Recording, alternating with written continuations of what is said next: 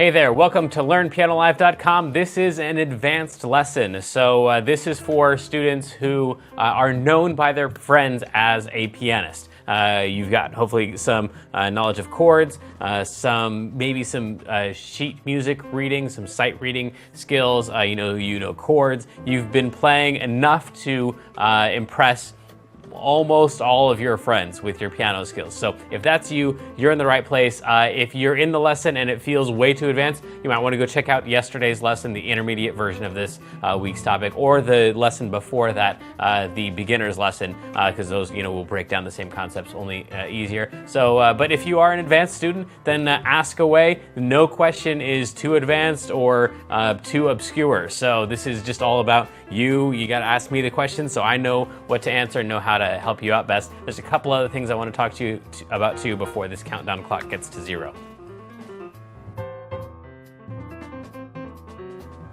All right, first and most important, ask a lot of questions. The way that you're going to do that is there's a couple different ways. You can jump in the chat room and talk with the other students who are logged in at the same time. I'll be watching the chat room too. You can ask your questions there. Or if it's a question that's just for me, a question about the lesson, especially if you know it's one that's going to fit best at the question and answer time at the end, then you can just put your name and your question in the box below this video, click submit, and then I will get that. Now, if you're already in the archives, if you're watching this not live, but you're watching this in the archives, then make sure at the end of the lesson you click on the survey button. You don't have to fill out the entire survey. If you want to, I'd love your feedback, but really the best part of that is that you can put your question in there, and then when you click submit, then I will get all of your questions. I'll make sure that you get them answered, whether you're in the archives or you're live.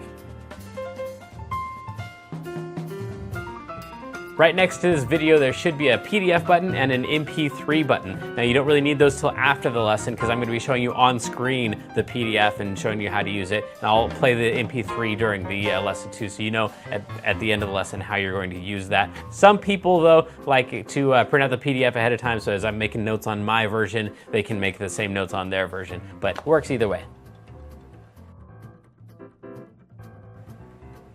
All right, this is perhaps the most important part. You need to leave the lesson when you feel like you're sufficiently challenged. So, I'm teaching these lessons, 12 to 15 lessons a month. Normally, in traditional lessons, you're getting like a lesson every other week or so. So this is just way too much for you to take in. So, the goal is for you to get some little nugget of something that you can really practice on, really work on. Once you feel like you have that, then you really don't need anything else from me. Go practice. That's where this stuff is really going to happen. You're not going to get through this lesson and be able to play something really well. You're going to get through this lesson and have the information that you need to practice more effectively. That's really the goal here. So don't feel bad about taking off early. If you feel like halfway through the lesson you got as much as you can take in at that time, then go practice that thing, and then come back whenever you've got that thing down, or you're bored with it, or you just want to check out the next topic. Don't forget also that you've got the archives too. So if you want to see one little thing, just repeat it over and over and over. Just give me, hopefully within 24 hours after the lesson, this thing will be up in the archive, so you can just go back and watch it over and over and over and over and just get that little segment down. All right, so to be totally honest with you, today is my least favorite topic. Out of the 8 sectors of musicianship that are out there, I'd rather focus on any of them than literacy. But that's what we're doing, because literacy, as it turns out, is extremely important. So I have found a place in my heart to love this topic, and today I'm going to be sharing with you a little bit more about how you can become more literate, so you can have someone just put sheet music down in front of you, say ready, set, play, and you'll be able to read that with greater and greater accuracy. I'm ready. Are you ready? Let's go.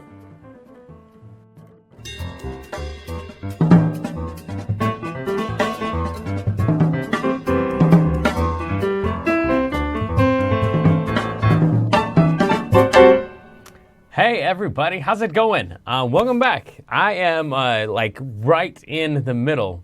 By the middle, I mean it is surrounding me, not that I'm actually halfway through of this level 3 stuff. So if you are on level 2, waiting for level 3, we're almost there. I'm well over halfway through. Yesterday, all day, I was recording videos for it. So it should be here in the next 24 to 48 hours. And if you're at home, going, well, you promised me it was going to be here last Friday. I know. You're right. I'm wrong. It's late. I'm sorry. The end. Let's do our reading literacy lesson today. And this is, again, I don't know if I made this clear yesterday or not. This is a lesson that is for people who are not in Clavicle Academy and who don't have a lot of sight reading experience or reading music experience. So if you're already, if you're a longtime player and reader, and you're in the advanced lesson, you're going, what? This is not advanced reading. You hopefully already know there isn't really such a thing as advanced reading. There is. I've had thousands and thousands of hours of practice reading before, but as far as like giving you any hints or tips on how to get better, the vast majority of it is just doing it a whole ton. Just like with reading a language, the vast majority of that is just, just reading a whole lot of books. Pretty much the lessons for the concepts behind reading are pretty simple. A says ah, 25 letters later, you've got all the sounds, and then you combine them. There's some rules about how to combine them, but the biggest thing is the people who read a lot are good at reading, and people who don't read a lot aren't good at reading, and the people who read really well have not had great teachers who taught them how to read well. They just read a lot of books, and the same thing goes with music. So if you are an advanced player and these seem like not advanced concepts, I would challenge you to send me the really advanced concepts, and it might be that they're out there and I'm missing them. But anyway, send me whatever you think that I'm missing so I can include it in the next lesson, and I will also send you an email back saying you were right and I was wrong. This is the way you should teach the advanced lesson, and I'll share it with the rest of the world. All right, let's jump in. So your play along today is going to be to go to this website or any other website where you're getting sheet music, or maybe hopefully you've got a piano bench full of music books that you have not played through, especially if they're on slightly lower levels than the type of music that you play. If they're intermediate books and you're an advanced player, or if they're beginner books and you're an intermediate reader, then you just reading as much as possible is the best thing. But if you don't, then freescores.com seems to be a really popular place to get classical music, especially free sheet music stuff that's in the public domain.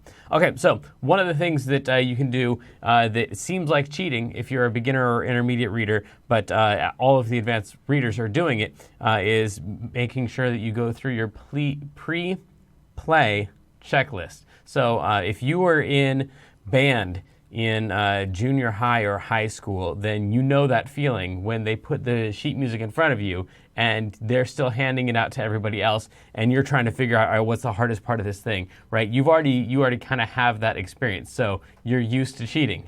Great job, way to go. If you're not in high school or junior high band, then just know that that's what the whole world does. You've got, people put music down in front of you, and you've got 5 to 10 minutes before that guy's going to get back to his conductor's chair at the front of the classroom and go 1, 2, 1, 2, 3, 4, and everybody has to just kind of muddle their way through the thing. So, pre-playing checklist. You want to make sure you check out the time signature. That's going to be huge, and one that you could forget. Almost everything's in 4/4, but if you've got a song that's not in 4/4, that's one of the first things you want to pay attention to.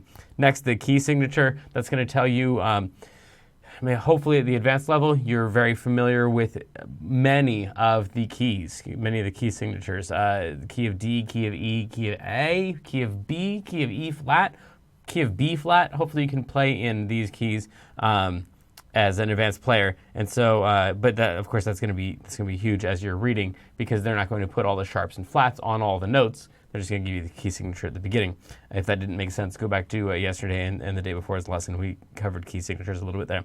The highest note and the lowest note, especially if you have a song that has a lot of ledger lines above the treble clef or below the bass clef. If it's just a small section, then once you get to that section, you don't want to be tripped up and not have looked at that ahead of time. So I would scan ahead. Now, if they've got like a whole 16-bar section that is all on ledger lines, then you're going to need some other methods to get through that thing. But if they've just got a couple notes that, goes like 4 or 5 lines above the treble clef, then you just figure out what that note is. So when you get there, you can play that one. Also looking for, when you do this, I didn't put that in here, is along the same lines, looking for octaves or tenths or fifths or whatever, especially in the left hand. You're going to see a lot of that because you'll have notes that are the same note that you'll need to be playing. Notes that are going to be, played at the same time in the left hand. So something like this. That looks terrifying, not only because you've got a ton of sharps and flats in there, but also you've got 2 notes that are going at the same time. Now to watch me play it, you can see that's pretty easy to do because it's just octaves. If you can reach an octave, then that's not a lot more difficult than just playing this straight through.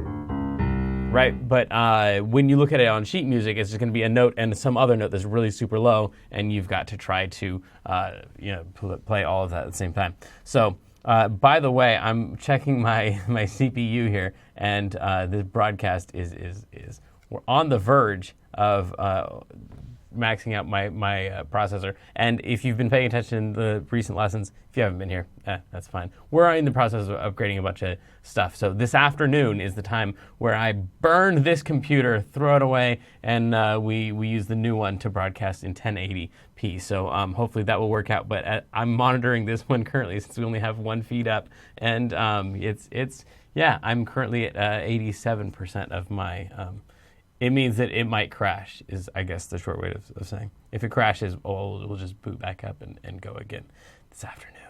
Shouldn't have that problem ever again. So then the repeats, looking for repeats and where they go back to, especially if you've got a repeat, on page 3 and it goes back to page 1, just paying attention to what is the order that you're going to play all these notes in. Take a look at that. And then any accidentals, especially if you've got something like that. If you've got a bunch of them in a row, in most cases, either it's temporarily in a different key, so you were in the key of C before with all white notes, and then it switched to the key of E, and you've got sharp, sharp, sharp, sharp, or you're dealing with some kind of a chromatic scale or something like that, if you got a whole bunch of sharps and flats all in a row. So paying attention to the accidentals and what that means about the key change or something like that. And then looking for common rhythms. We're going to get into this a little bit more lower down, so I'll wait on that one. And then any tough sections, don't be ashamed to pre-play that stuff. I totally would. I totally do. If someone gives me a new piece of music and I see a section that looks really tough, then, I'll jump ahead to that, thing on page 4. And again, if you're in junior high band or high school band, you've already done this because you're playing saxophone or whatever, and they give you the music. You're like, what in the world is that? Oh, no, wait. And then you figure out how to play it. Oh, okay, cool. So when that comes up, I know what that is. So pre-playing any tough sections. Looking for chord patterns if possible, because if there is if you can know what the chords are, then you can fake your way through that section a lot easier than if it's just a whole bunch of notes in a row. I'm always, as I'm playing, trying to do a harmonic analysis on whatever it is that I'm playing so that I know what the chords are. So if I miss a note in there somewhere, at least I know what the flow of the song was, and I can fake it well enough to I guess, fake out anybody who hasn't played that exact piece of music before. And then any repetitive phrases. This is kind of like repeats, but if there are, sometimes you won't have a repeat, but you'll have some motif that shows up over and over and over. That's a better word for that, motif. There we go. That's going to show up several times throughout the music to make that all seem less scary. So intervallic reading, in case this is a new concept to you. And I forgot to make sure that you could see all of that stuff. There we go. You can see all that, right? Yes. Cool. Chord patterns, repetitive phrases, motif, repeats, accidentals, rhythms. I guess we're going to do a wrap up here in a little bit. Intervallic reading is just where instead of reading what the notes are, FAC or ACEG or EGBDF or, oh crud, what's the other one? GBDFA. Those are all the lines and spaces of the treble and the bass clef. Instead of actually paying attention to what letter it is, myself and everybody I know who's a good reader, not saying that I am a great reader, but all the great readers do this, when they read that note, they'll read that as an E. When they read that note, they will not read that as an F. They'll read that as one note higher. So this is E and up a note. And then the next one is going to be up a note from there. So it's E, up a note, up a note. Then this one is up 2 notes because we're going from a line to a line. So this is just E, up 1, skip over a note. From this one to this one, then is, we were right here, whatever letter that happens to be. It's a B, but that's the least relevant information that you could have on this current note. E, up, skip. Now the next one is not the next line, which would be that, but it's the line after, which would be that. So it's that note right there. So really, we're just counting mostly in thirds, and that's going to get you through most stuff. Now, octaves eventually should look like a thing. If you have this note and this note, that's an octave, and you're gonna, it's 3 lines or spaces plus 1, and it just looks like an octave. That physical distance right there, however large that is, should look like an octave, so that this and this look, I mean, this is all the same, I guess up there and right there. These are all octaves, and eventually they should look like octaves. The trickiest thing is when you have not an octave, when you have a 7th. That's going to look pretty tricky because a 7th is from here to here. It looks like approximately the same distance as an octave. The giveaway, though, on these is that they're always on the same thing. Either they're both on spaces or they're both on lines. So if you have 2 notes that looks like it's the distance of an octave, but they're both on lines or they're both on spaces, this guy and this guy, that's a 7th. So that's how you're reading those large intervals. This especially helps when you have to play more than 1 note at a time. Now, of course, keeping in mind the key signature, then you've got, perhaps we have like a sharp on that one because we're in the key of, any key with a sharp in it would be key of, you can name a lot of them, G or A or B. Yeah, good job. Whatever your answer was, that was right, unless you said F. Then you were wrong. So anyway, reading intervallically is one thing, and then kind of the same thing goes with the rhythm recognitions, and there is not enough measures on this whole thing for me to show you all of the rhythms, but you can pretty much make them up yourself. You've got 1 and 2 and 3 and 4 and. There are a limited number of ways that you can fill in these beats. You could go, talking mostly with 8th notes. Once you get 16th notes, your possibilities become a lot more varied. But just paying attention to what the rhythms are, if you have a half note, then a half note, that feels like a certain thing. It's ba, ba, ba, ba, 1, 2, 3, 4. But if you have, there we go. If you have quarter, quarter, half, that's going to be ba, ba, ba, ba, ba, ba. Now each one, if I were to, for example, if I were to give you this rhythm, ba da, 1, 2, 3, 4, ba da, ba da, ba da, ba da, ba da, ba da. You could probably sing that back to me, even play it, ba da, ba da. And if they're all on lines, ba da, ba da, ba da, ba da. But what is that written out? Ba,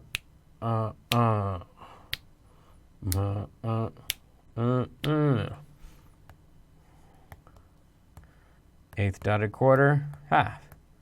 Oops. There we go. There we go. Eighth quarter, eighth half. Ba da, ba da, ba da, da da, ba da, da da. So just when you see that, that should be like that thing to you. Paying especially close attention to what happens on 1 and what happens on beat 3. And we've talked about this in some other lessons, so I'm not going to go into a whole lot of detail here. But basically, if you pay attention to the main pulses, in most cases 1 and 3, then you should be able to describe every other note in the measure as coming right before one of those pulses or right after one of those pulses. So in my mind, this thing right here, when I see 8th quarter, 8th half, something's happening on 1, something's happening on 3. Bop, bop, bop, bop, bop, bop, bop, bop. This note is just right after beat 1. So I'm going to do 1 and then I'm going to stutter. I'm going to just play another one right after. Ba-da, ba-da, ba-da, ba-da. So that second note is just right after it. Then this guy right here just gets placed right before beat 3. So when we have that beat 3, 1, 2, 3, 1, 2, 3. I'm just going to throw in another one right before that. 1, 2, da-da. So I'm going to kind of stumble into beat 3. 1, 2, da-da. 1, 2, and 3. 1, 2, and 3. So all this is it's a stumble after that, or it's a stutter, sorry, after that, and a stumble into that. Ba-da, da-da. Ba-da, da-da. 1 and 2 and 3 and 4. 1 and 2 and 3 and 4. Eventually, all of the rhythms should feel like a certain thing. You should be able to see most of the most common rhythms and just know what they feel like. In the same way that if you just see a whole note right now, like hopefully for you, if you see that, you know what that feels like. It feels like this ba for a long time, right? So that just the visual trigger of that thing right there is like, oh, okay, yeah, I know what this is, right? And eventually we want lots of more and more rhythms to feel like that. The best way to do that is to write them out, and write out as many different ones as you can, filling in 1 and 2 and 3 and 4 and with eighth notes and quarter notes and half notes, and then practice them up and see what they actually sound like once you play them. Okay, cool. So that means that it's time for our wrap-up. Here we go. We talked about our pre-playing checklist and how that's not cheating, and even if it were, you should still do it, because all of these things are going to be the biggest things that you want to look for while you're playing music.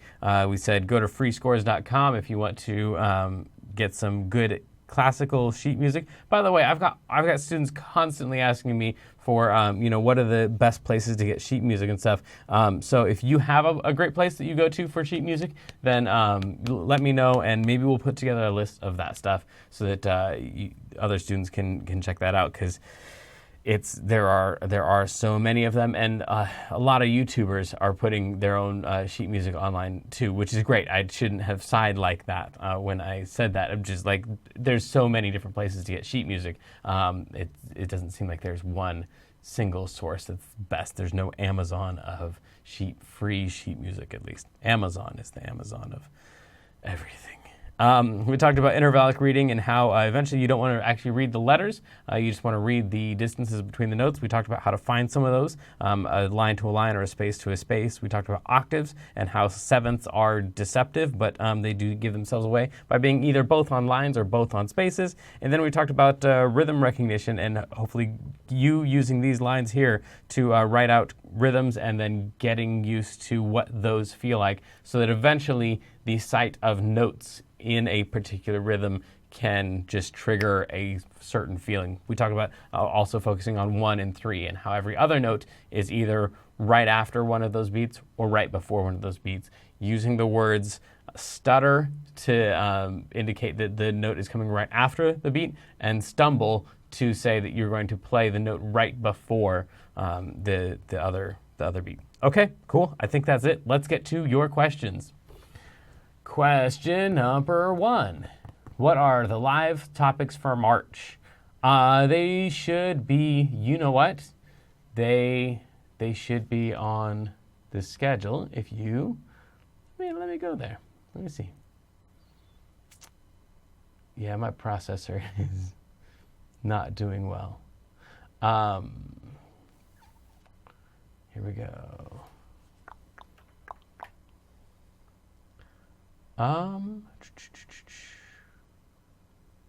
Live lessons, schedule. Let me see. Our schedule currently goes through March 8th. Yeah, I gotta upload some more. Yeah, I will do that in the next couple of weeks. Before the beginning of March, I will push dates out way past March. Usually we're a couple months out. Next question. When you read music, what do you scan for first? I scan for all of this stuff here. That's my list.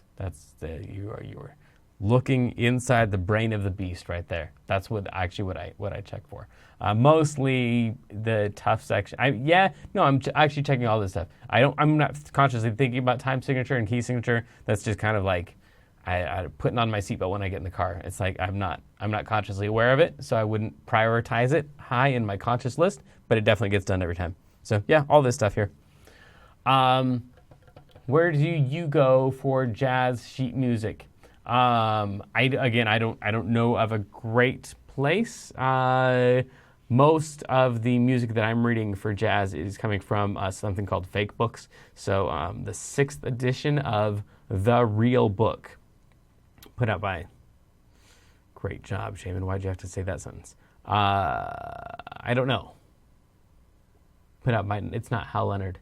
But it's called The Real Book, 6th edition. There's only one. It's got a beige cover to it, and it just says The Real Book in big block letters. It's pretty dorky looking. But that's kind of the main one that has all the lead sheets for the jazz tunes. And then there's a ton of other fake books called The Real Book out there. So yeah, that's mostly where I'm getting jazz sheet music. But then there are other people who put out like arrangements of stuff. Like a friend of mine, Jim Martinez, who's been on the broadcast before, has a book of arrangements coming out, and they're all it's all sheet music. But in general, it kind of goes against the sheet music is not a huge factor in jazz. It's like a transcript of a conversation or something like that. Like it's not something you would necessarily, maybe that's a bad analogy, but like it's not someone's, that was just a terrible analogy. There's no saving it. Sheet music is a much smaller deal in jazz than it is in classical music, but the fake books are going to be kind of the Bible for all jazz musicians out there.